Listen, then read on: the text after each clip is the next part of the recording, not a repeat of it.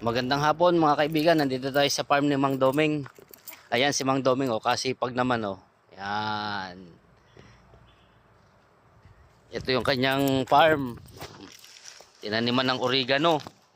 May saging. Ito si Mang Doming, ang napakasipag naming farmer. Ayan. Ayan, ayan.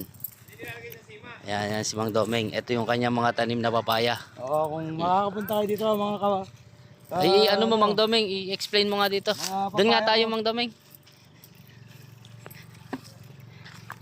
Ang ating mga ano dyan, ang ganda naman ng ano mo dito. Oh, mga kalodi, kung gusto niyo magtinola mga kalodi, halika dito, tingnan niyo mga bunga ng papaya. Ayun oh, mga bilog, mga kalodi. Oh, bilog na bilog oh. Kita, Ayan. ang haba ng alit lang.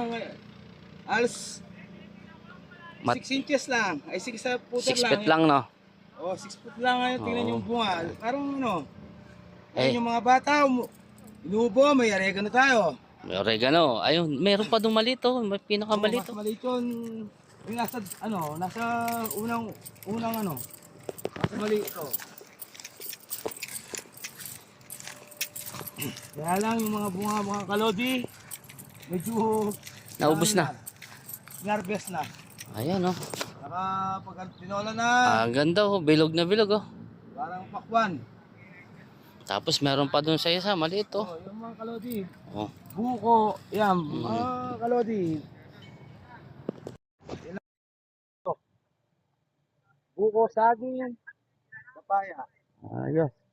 Okay. Sige mga ka-idol.